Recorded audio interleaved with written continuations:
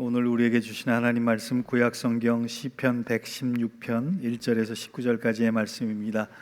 저희 교회는 말씀을 받들어 읽기 위해서 말씀을 받들 때 일어서서 하는데 몸이 불편하신 분들은 자리에 앉으셔서 해도 괜찮겠습니다.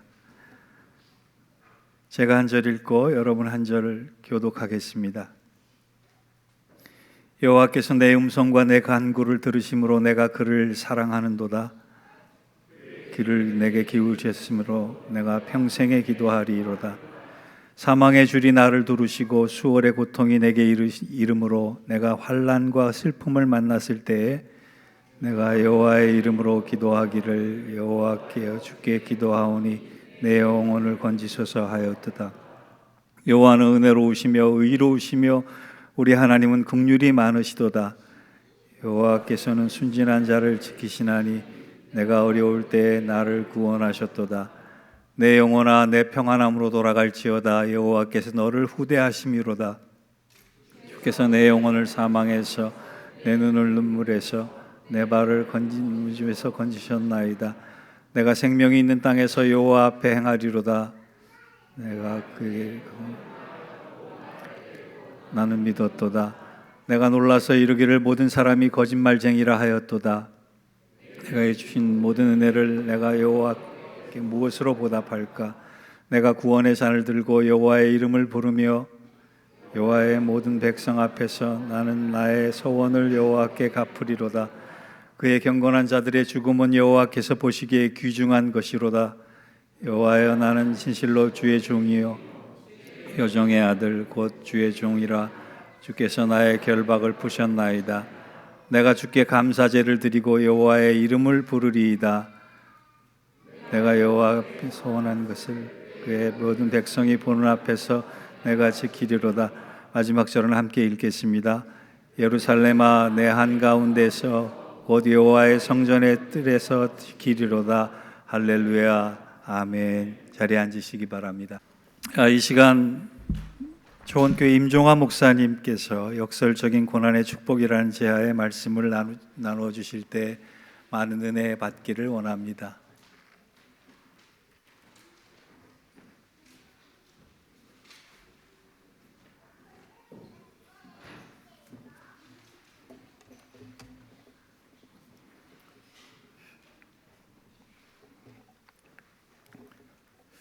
우리 찬양대의 찬양 너무 감사드립니다.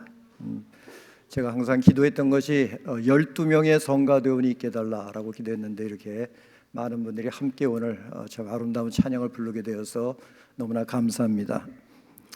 어제 새벽 기도에서 우리 정철 목사님께서 감사하지 못하는 이유 중에 하나가 바로 모든 일을 당연하게 여기는 것이다 라는 그런 말씀을 하셨습니다. 참 아침에 일어나서 숨을 쉬는 것들, 또 아침에 밥을 먹고 자연스럽게 직장에 나가는 모든 일들을 참 많은 사람들이 당연한 일이기 때문에 감사하지 못할 때가 너무나 많습니다. 제가 한 20여 년 전에 좀 목회를 하다가 얼굴 한쪽에 이렇게 마비가 된 적이 있습니다. 근데 그 마비된 것을 잊어버리고는 아침에 일어나서 뭐 예전과 같이 당연히 그냥 샤워를 하겠다고서는 이제 물을 틀어놓고 머리에다가 샴푸를 이렇게 풀어놓았습니다. 그러니까 그 샴푸의 물이 비눗물이 눈 안으로 들어갔는데 눈을 감을 수가 없었어요. 마비가 되었기 때문에. 어떻게 됐겠습니까? 그 고통은 정말 참을 수가 없는 그런 고통이었습니다. 아침에 또 이제 밥을 먹어야 되니까 입에 먹을 것을 딱 놓는데 여기서 씹히지 않으니까 밥이 줄줄 흘러내리는 그런 참 비참한 그런 시간이 있었습니다.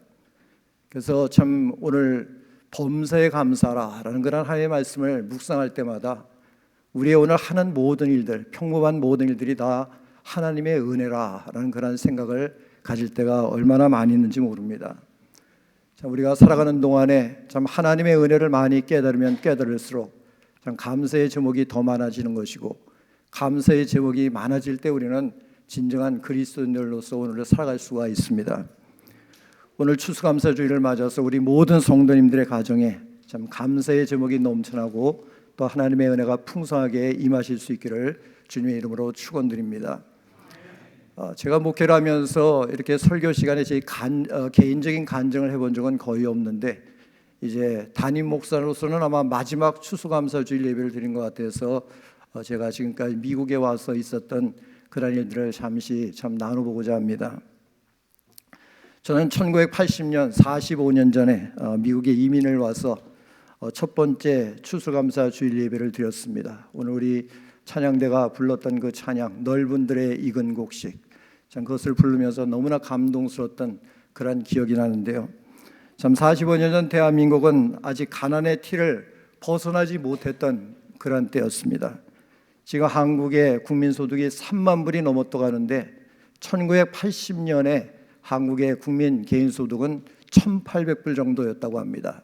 지금 1,800불대의 그런 국민소득을 가지고 있는 나라는 방글라데시 그리고 캄보디아 정도. 그러니까 우리나라가 1980년대는 그렇게 살았던 아주 가난한 나라였습니다. 그래서 처음으로 그때 1980년에 칼라 TV가 한국에서 처음으로 시작이 되었습니다. 그리고 한국에 차를 가지고 있는 가정은 뭐 1000가정에 한 가정이 있을까 말까. 그래서 자가용이라고 불렀죠. 그리고 여름이 되면은 에어컨이 있는 가정은 뭐 제가 보기에는 한 가정도 찾아볼 수가 없었던 때입니다. 그리고 지금 젊은 분들은 이해하기 힘들겠지만 저는 미국에 올 때 돈이 없어가지고 제 여동생들과 함께 좀 비행기표도 할부로 끊어가지고 1년 동안 나눴던 그런 기억이 납니다. 비행기 회사에서 1년 동안 할부로 끊어서 이렇게 낼 수 있도록 해주었던 그런 때였습니다.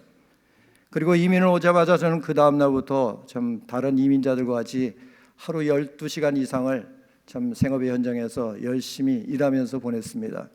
그때는 젊을 때니까 12시간 이상을 일해도 아침에 일어나면 그 모든 피곤함이 말끔히 해소되는 그런 시간들을 보냈습니다. 그리고 이제 오자마자 또 일을 해야 되니까 그 당시에 GM에서 나온 가장 작은 차 쉬벳이라고 하는 것 같은데 그 차를 하나 구입을 했습니다. 아주 작은 차였지만은 내가 차를 샀다는 그 기쁨에 잠을 자다가 일어나가지고 커튼을 열고서는 참 그 바깥에 세워진 그 차를 이렇게 몇 번씩 보았던 그런 기억도 납니다. 그러다가 이제 이민 온 지 5개월이 되는 그때에 첫 번째 추수감사 주일 예배를 드렸습니다. 한국에서와는 달리 참 경제적인 어려움이 없이 살아갈 수 있다는 그 감사, 그리고 이제 제가 가지고 있었던 그런 꿈을 이룰 수 있다는 그런 기회가 있다는 그런 감사에 첫 번째 감사주일 예배를 드리면서 하나님의 은혜가 너무나 감사해서 참 많이 울었던 기억이 납니다. 그때는 몸은 힘들었지만 저희 마음은 너무나 감사와 기쁨이 넘쳐 있었습니다. 지금 목사로서 참 70이 되었지만은 지금의 그 감사, 그러한 마음과는 차원이 다른 그런 감사였던 것 같아요. 가난의 굴레에서 벗어나서 참 이제는 무언가 가지고 있는 꿈을 이룰 수 있는 기회를 가질 수 있다는 그런 소망이 저의 마음에 있었기 때문입니다. 6.25 때 전쟁을 피해서 피난 오신 우리 부모님들 참 와서 하실 수 있는 일이 무엇이 있었겠습니까? 그래서 어느 교회를 개척하시는 목사님과 함께 그 교회 사택에서 참 제가 초등학교를 입학하기 전까지 함께 지냈던 그런 기억이 저에게 있습니다. 아마 그때 그 교회 목사님의 영향과 또 저희 어머니의 그 영향 때문에 제가 목사가 되기로 이렇게 결심을 했던 것 같아요. 그래서 미국에 이민 오면서 제가 비행기 안에서 이러한 기도를 드렸습니다. 이제 미국에 가면 공부할 수 있는 기회를 주시고 또 목회자 길을 걸어갈 수 있도록 해 주십시오라는 그런 기도였습니다. 근데 공부를 해야 하는데 그 당시 대학교의 1년 등록금이 5,000불이었습니다. 그러니까 4년을 공부하려면 2만 불의 돈이 필요했는데 제가 이민 왔던 그 필라델피아의 그 당시 투베드룸 아파트 렌트비가 250불에서 350불 정도 할 때였습니다.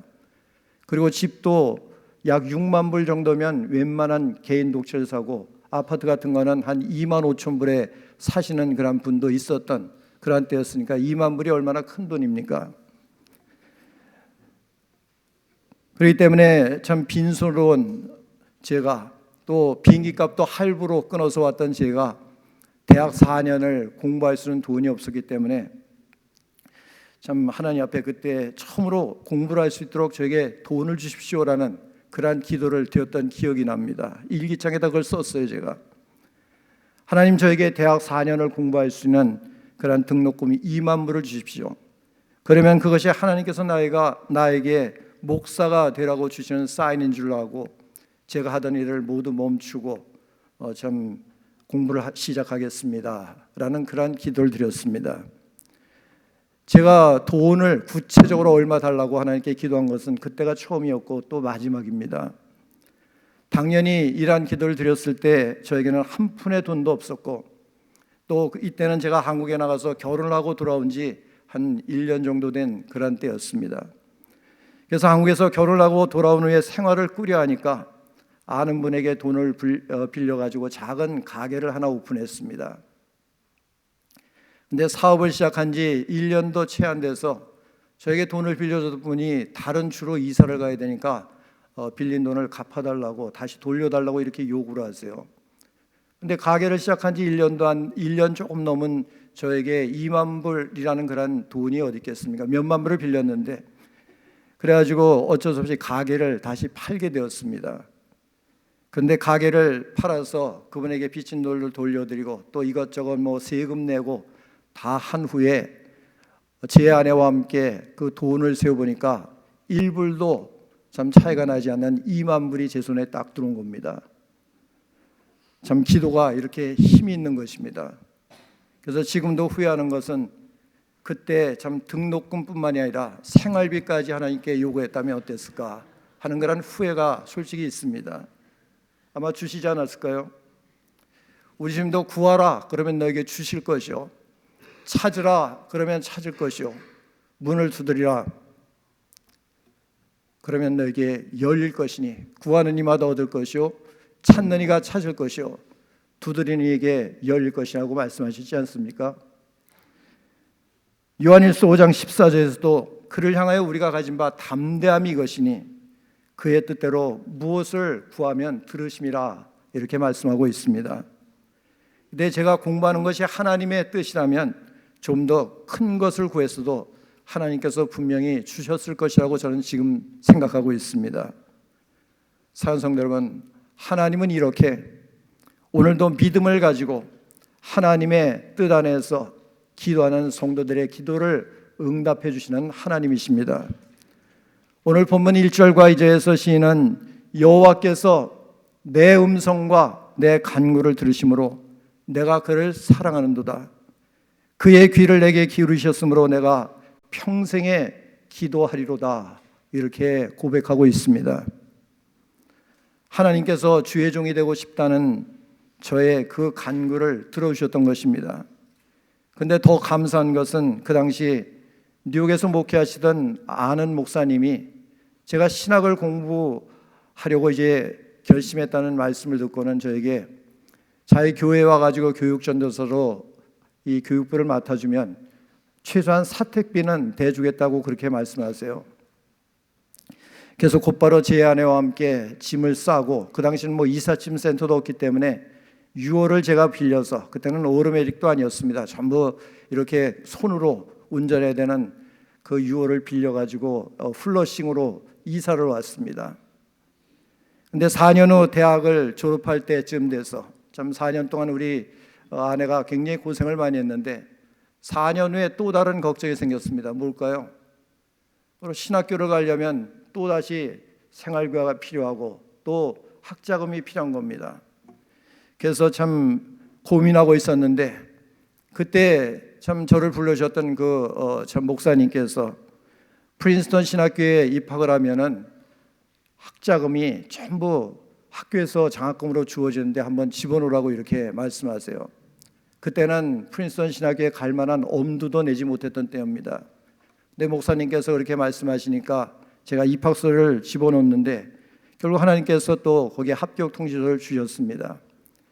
그래서 무려 4년 동안 학비의 걱정이 없이 책가까지 학교에서 나오면서 또 참 기숙사비도 투베드룸 아파트를 학교에서 주었는데 거의 다가 학교에서 다 장학금으로 이렇게 대주면서 MDB 과정과 THM 과정까지 다 마칠 수가 있었습니다. 물론 공부한 동안 제 아내의 헌신과 또 부모님들의 기도가 많이 있었지만 제가 처음 신학을 하기로 결정했을 때 드렸던 그 기도가 풍성하게 응답됨으로 인해서 저는 하나님께서 제가 목사로서 살아가는 것을 원하신다는 것을 확신할 수가 있었습니다. 백문이 불여일견이라는 말이 있죠. 100번 듣는 것보다 한 번 보는 것이 낫다는 말입니다. 그런데 한 번 보는 것보다 더 나은 것이 있습니다. 무엇일까요?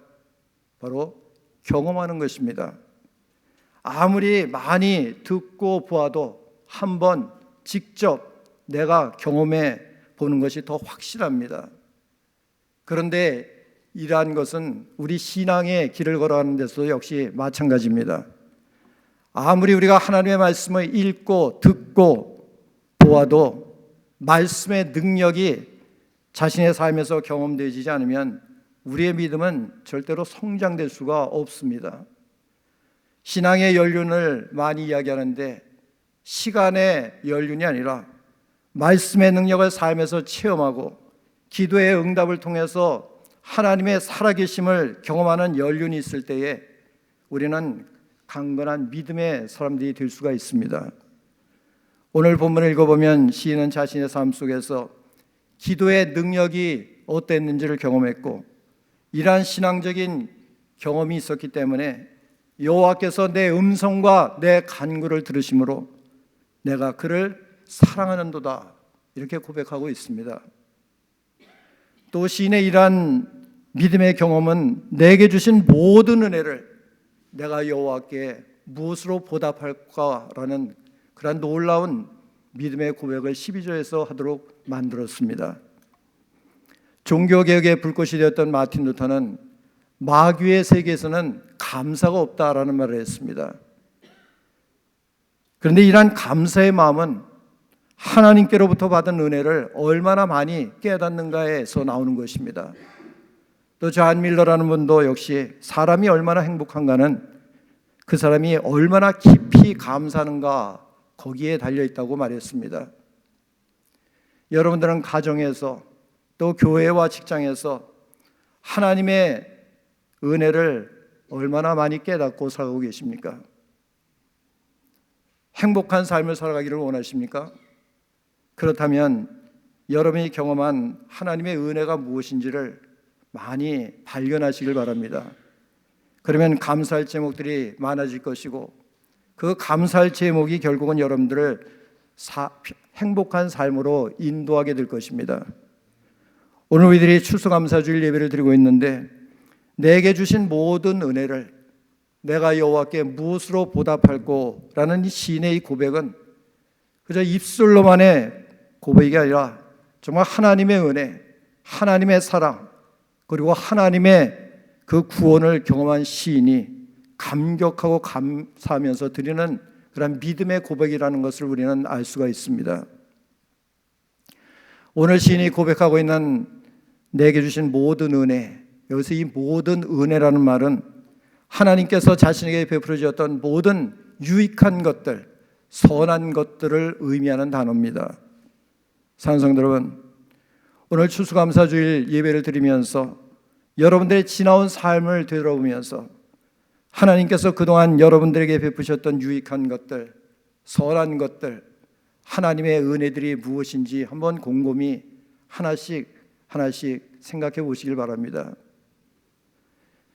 지난 20여 년 동안 저와 함께 했던 우리 초원교회 성도들, 저는 그분들의 가정에 숟가락이 몇 개 있는지 모릅니다. 그러나 그분들이 이민을 와서 여기까지 살아오는 그 모든 과정들을 저는 다 지켜보았습니다. 참 그동안 삶의 굴곡도 많았고 눈물도 많았고 또 절망적인 그런 시간들도 있었지만 함께 기도하면서 참 그 어려움 속에서도 하나님의 은혜가 얼마나 풍성하게 그분들의 가정을 인도해 오셨는지 저는 직접 보고 체험해 왔습니다. 또 개인적으로 지지난주에 제 아들이 결혼을 해서 참여를 했었는데 99세가 되신 저희 어머님은 참 필라델피아에서 한 4시간 반을 가야 되는 그런 거리이기 때문에 오시질 못했지만 오랜만에 저희 식구들이 다 자리를 함께 했습니다. 45년 전 빈솔로 이민 왔던, 비행기 값도 참 할부로 끊어왔던 우리의 모든 가족들이, 형제들이 참 미국에 와서 자녀들까지 잘 키워가지고 참 미국의 주류 사회에서 각자의 몫을 감당하면서 살아가고 있는 그것을 보면서 얼마나 제 마음에 감동이 왔는지 모릅니다. 지난 45년을 되돌아보면 여러 가지 어려움도 있었지만 그럼에도 불구하고 하나님께서 우리 가족들을 여기까지 인도해 주셨다는 그러한 감사의 기도가 참 결혼식장에서 제 마음에 있었습니다. 오늘 우리들이 읽었지만 시편 116편의 기자가 하나님의 은혜를 말하고 있는 것은 역설적이게도 평안하고 행복하고 즐거운 삶을 살아갈 때 깨달은 하나님의 은혜가 아니었다는 사실입니다. 3절과 10절에서 시인은 사망의 줄이 나를 두르고 수월의 고통이 내게 이르므로 내가 환난과 슬픔을 만났을 때 내가 크게 고통을 당하였다, 이렇게 고백을 하고 있습니다. 여기서 사망의 줄이란 죽음의 위험이 시인의 삶 속에서 경험되고 있었다는 뜻입니다. 또 수월의 고통은 지옥의 고통을 겪고 있다는 그런 뜻입니다. 그리고 환난과 슬픔을 만났다는 것은 생명의 위협을 받고 지옥의 고통 속에 있는 이들에게 경험되는 극한 상황 속에 시인이 처해 있었다는 그런 의미입니다. 이게 무슨 말씀일까요? 시인이 깨달은 하나님의 은혜는 때때로 감당하기 힘든 고난, 죽음 직전까지 가는 위기들을 수없이 경험하는 가운데서 깨달은 하나님의 은혜였다는 뜻입니다. 뿐만 아니죠. 11절에서 시인은 내가 놀라서 이르기를 모든 사람이 거짓말쟁이라 하였도다, 이렇게 말하고 있습니다. 자기 앞에서는 혀에 발린 듯한 말을 하다가도 뒤돌아서는 자기를 비난하고 험난하면서 거짓말하는 것을 오늘 시인은 삶 속에서 경험했다는 것입니다. 우리 목사님들도 그러한 경험이 간혹 있으셨을 것이라고 생각합니다. 또 목사님들 뿐입니까? 우리가 인생을 살아가면서 많은 분들이 사람들로부터 오는 그런 배신감, 그런 어려움들을 한두 번쯤은 다 경험해 보시라고 생각을 합니다. 그럴 때 그러한 사람들에 대해서 어떠한 마음이 듭니까? 제가 옛날에도 참 어디 여행을 갔다가 우리 목사님들에게 참 그러한 사람들을 보면 정말 너무나 목사지만 미운 마음이 든다라고 그렇게 고백을 했던 적이 있었습니다. 그런데 시인은 그러한 고난 속에서 하나님께 기도하였고 하나님께로부터는 기도의 응답을 받았다는 것입니다. 이 말씀을 통해서 우리가 오늘 시인이 경험한 하나님의 은혜는 기도의 응답에 있었다는 것을 우리가 알 수가 있습니다. 시편 116편은 6월절에 불렀던 찬송입니다. 그리고 주의 만찬에서 불렀던 그러한 찬양으로 알려져 있습니다. 6월절 또 주의 만찬 모두가 다 죽느냐 사느냐의 그러한 위기 속에 있던 상황을 말하지 않습니까? 죽느냐 사느냐의 그러한 위기 속에서 하나님의 은혜를 찬양한 그 시가 바로 시편 116편의 시라는 것입니다. 이러한 상황에서 믿음의 사람들은 시편 116편의 찬양을 불렀다는 것입니다. 사랑하는 성도 여러분, 성도들이 죽음의 위기에 몰렸을 때 무엇을 해야 할까요? 그것은 바로 하나님께 기도하는 것입니다.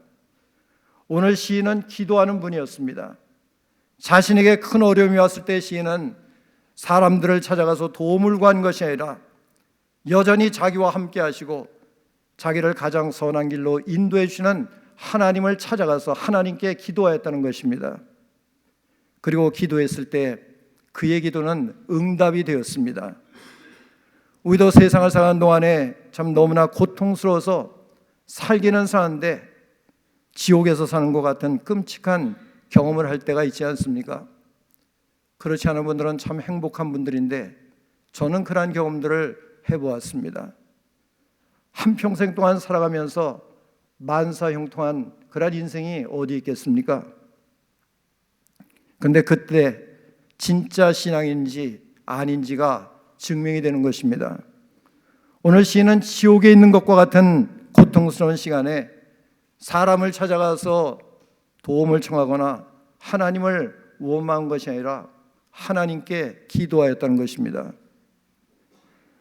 오늘 4절에서 시인은 내가 여호와의 이름으로 기도하기를 여호와여 주께 구하오니 내 영혼을 건지소서 하였도다, 이렇게 고백하고 있습니다. 그리고 8절에서 시인은 주께서 내 영혼을 사망해서 내 눈을 눈물에서 내 발을 넘어짐에서 건지셨나이다 라는 놀라운 신앙의 간증을 하고 있습니다. 고난 중에 기도하였더니 응답하신 하나님, 지옥의 고통스러운 상황 속에 처했을 때에 기도했을 때 기도의 응답을 통해서 자신이 만나고 체험한 하나님을 오늘 시인은 우리에게 간증하고 있는 것입니다. 그리고 그러한 신앙의 경험이 내게 주신 모든 은혜를 내가 여호와께 무엇으로 보답할 거라는 진정한 마음에서 우러나오는 그러한 믿음의 고백을 할 수 있도록 인도한 것입니다. 말씀드린 대로 제가 한 20여 년 전에 대상포진이 걸려가지고 참 대상포진이 뭔지도 몰랐어요. 그때는 젊을 때니까, 또 보험도 없기 때문에 의사를 찾아가면 돈이 드니까 그저 집에서 타이레놀만 계속 먹고 있었습니다. 그러다 보니까 제 이 귀 쪽이 퉁퉁 부어오르더니 거기가 골마지기 시작하고, 그걸 이렇게 긁어버리니까 거기가 골문 것이 터지면서 이 반이 그냥 그대로 다 마비가 되어버렸습니다. 그래서 주일 예배를 드린 후에 곧바로 제 아내가 너무나 이상하다고 빨리 병원 가자 해서 잉그로드 병원에 응급실로 달려갔더니 의사들이 보고는 곧바로 저를 입원을 시켜버렸습니다. 그리고 병실에서 딱 하루를 보냈는데 4-5명의 의사들이 와서는 저를 진찰하고는 제가 언제쯤 이 얼굴이, 삐뚤어진 얼굴이 되돌아옵니까? 라고 물어보니까 한 6개월 정도 기다리면은 혹시 모르겠다고, 자기들도 확실하게 얘기할 수 없다고 이렇게 말해요. 그게 무슨 의미입니까? 저보고 이제 목회를 그만두란 말입니다. 6달 동안 이 재단에, 이 강단에서 삐뚤어진 얼굴 가지고 설교를 할 수가 있습니까? 그런데 참 한 의사를 찾아가서 제 얼굴 앞부분과 뒷부분을 하루에 침을 50개에서 100개를 꽂으면서 2주 동안을 치료를 받았습니다. 그랬더니 참 기가 막히게도 얼굴은 제 모습을 찾았어요. 그래서 목회를 그 한 주를 딱 빠지고 가서 설교를 하기 시작했습니다. 근데 항상 오후 1시, 2시쯤이 되면은 그때부터 정신이 몽롱해지는 게 참 사는 것 같지는 않았습니다. 한번 얼굴에 마비가 왔던 분들은 이해하실 것 같아요. 정말 1-2시 되면은 운전을 할 수가 없을 정도로 멍한 게, 사람이 이게 사는 것 같지 않았어요. 그래서 그때 제가 하나님 앞에 참 하나님께서 나를 목회를 그만 이제 두라는 건가, 아직 젊은데 라는 그런 생각을 하면서도 참 새벽자에 나가서 항상 이 제단 앞에 엎드려서 기도했습니다. 하나님께서 저를 목회자로 부르셨는데 지금 나의 건강이 참 목회를 감당할 정도가 되지 못합니다. 그러니 이제 제가 어떤 결정을 하는 것이 좋을지 주님께서 저에게 참 알려주십시오라는 그러한 기도를 1-2달간을 계속 드렸습니다. 그런데 어느 날 강단 앞에 엎드려서 기도하고 있는데 갑자기 제 이마로부터 얼굴 전체 곳곳에 구겨졌던 종이가 쫙 펴지는 그런 느낌이 와요. 뭔가 그냥 쭉쭉 갈라지는 그런 느낌이 와가지고 제가 제 2손으로 기도를 하다 말고 제 얼굴과 이마를 이렇게 만져보았습니다. 하나님께서 마비가 되었던 저의 얼굴 모두를 정상적으로 되돌려 놓으신 것입니다. 그리고 그날부터 오후만 되면 몽롱해졌던 저의 정신이 옛날과 같이 깨끗하게 이렇게 다시 돌아왔습니다. 그리고 이후 저는 하나님께서 저에게 아직도 목회를 더해라 라는 그런 참 말씀을 주셨다고 생각하고 20여 년이 지난 오늘까지 이렇게 참 감사하게 목회를 해오게 되었습니다. 사랑하는 성도 여러분, 이것이 바로 힘들고 고통스러운 시간에 주님 앞에 나와서 기도해야 할 이유입니다. 힘들고 어렵고 고통스러운 일들이 있을 때 오히려 우리는 하나님을 찾아 나와야 합니다. 그리고 기도의 응답을 통해서 하나님을 만나야 합니다. 오늘 여러분은 시인이 경험한 하나님을 만나보셨습니까? 내 음성과 내 간구를 들으시는 하나님을 경험해 보셨습니까? 이러한 신앙적인 경험, 기도의 응답이 우리들에게 있어야 오늘 시인의 결단과 같이 마음으로부터 우러나오는 내게 주신 모든 은혜를 내가 여호와께 무엇으로 보답할 거라는 그런 자발적인 고백이 나올 수가 있는 것입니다. 그리고 더 중요한 것은 오늘 시인의 이 고백은 말로만 감사하면서 말로만 하나님의 은혜를 보답하는 삶을 살겠다고 한 고백이 아니었다는 사실입니다. 본문 13절과 14절에서 시인은 내가 구원의 잔을 들고 여호와의 이름을 부르며 여호와의 모든 백성 앞에서 나의 소원을 갚으리로다 이렇게 말씀하고 있습니다. 여기서 구원의 잔을 든다는 것, 이것은 바로 드링크 어퍼링이라는 말입니다. 우리 한국말로는 전제 또는 관제라는 말입니다. 그런데 사도 바울은 디모데 후서 4장 6절에서 이 전제 또는 관제를 자신의 순교에 비유하고 있습니다. 이 전제라는 것은 어떠한 제사를 말하냐면 하나님 앞에 제물을 바치고 그 위에 포도주를 부어 넣습니다. 그러면 거기에 불을 태워서 하나의 한 방울의 포도주도 남지 않고 하나의 제물 조각도 남지 않도록 다 태워버리는 그런 제사 의식을 말합니다. 이게 무슨 뜻입니까?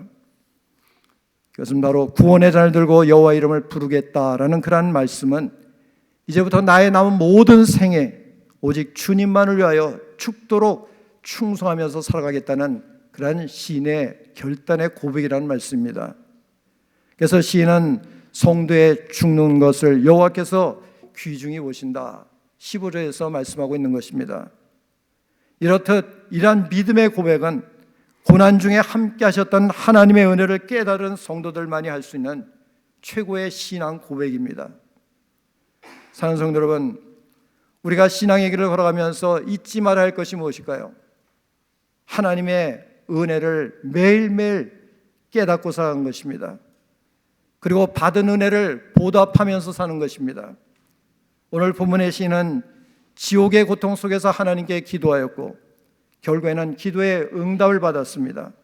또 이러한 믿음의 경험이 여호와께서 내게 주신 모든 은혜를 내가 여호와께 무엇으로 보답할 거라는 그런 최고의 신앙 고백을 할 수 있도록 인도했습니다. 그리고 하나님의 은혜를 깊이 깨달은 자로서 시인은 자신의 신앙 고백이 마음과 생각에만 머무는 것이 아니라 삶에서 구체적으로 실천되는 그런 결단의 삶을 살도록 만들었습니다. 하나님과 동행하는 임마누엘의 축복된 삶을 살게 되었다는 뜻입니다. 그때 시인이 경험한 것과 같이 오늘의 고난은 기도하는 자들에게 저주가 아니라 오히려 하나님의 은혜를 경험할 수 있는 축복의 기회가 된다는 것을 믿으시길 바랍니다. 그리고 하나님의 은혜는 역설적이게도 고난을 통해서 기도하는 자들에게 찾아온다는 것입니다. 오늘 추수감사주일 예배를 드리면서 우리 공동체에 속한 모든 성도들은 어떠한 상황 속에서도 기도하면서 기도의 응답을 받고 하나님의 은혜를 경험하고 깨달은 하나님의 은혜를 감사하면서 내게 주신 모든 은혜를 내가 여호와께 무엇으로 보답할 거라는 믿음의 고백을 들으면서 사는 복된 성도 되시기를 주님의 이름으로 축원드립니다. 기도하겠습니다. 하나님 아버지 은혜를 감사합니다. 우리의 모든 삶 속에서 하나님이 베풀어 주셨던 은혜, 그 사랑, 구원의 놀라운 축복을 우리들이 생각에는 잘 알고 있지만 우리의 삶 속에서는 그것을 깨닫지 못하고 잊어버리고 살 때가 얼마나 많이 있었는지 모릅니다. 이렇게 추수감사주일을 맞아서 다시 한번 하나님의 은혜를 생각하게 하시고 기억하게 하시고 감사할 수 있게 하심을 감사드립니다. 하나님, 혹시나 이 자리에 여러 가지의 삶의 문제들 속에서 고민하고 있는 성도들이 있습니까? 육신의 병듦 속에서 고통하고 있는 성도들이 있습니까? 이민의 삶이 힘들고 고통스러워서 참 어찌할지 갈 방향을 아직 정하지 못한 성도들이 있습니까? 자녀의 문제 때문에 하나님 앞에 엎드리는 성도들이 있습니까? 그러한 고난 속에서 두려워하지 말게 하시고 낙심하지 말게 하시고 우리의 기도를 들으시는 하나님을 바라볼 수 있는 믿음의 성도들이 되게 하여 주시옵소서. 그래야 그럴 때일수록 더욱더 주님 앞에 나와서 기도하며 기도의 응답을 통해서 하나님의 그 능력을 우리의 삶에서 경험하고 그러한 능력의 경험이 하나님께서 내게 주신 모든 은혜를 내가 여호와께 무엇으로 보답할 거라는 믿음의 고백을 드리면서 사는 그러한 놀라운 은혜로 우리를 인도하여 주시옵소서. 그래서 우리 공동체가 앞으로 뒤로 후퇴하는 교회가 아니라 앞을 향해서 전진해가는 교회, 하나님께서 우리에게 주신 모든 은혜를 가지고 세상 모든 사람들에게 여기에 과연 하나님이 살아계시고 여기에 하나님의 사랑이 있다고 외칠 수 있는 그러한 교회로 성장해 나가게 하시고 언젠가 주님이 이 땅에 재림하시는 그날에 한 영혼도 낙오됨이 없이 동참하는 축복된 교회가 되게 하여 주시옵소서. 감사를 드리며 예수 그리스도의 이름으로 기도드리옵나이다. 아멘.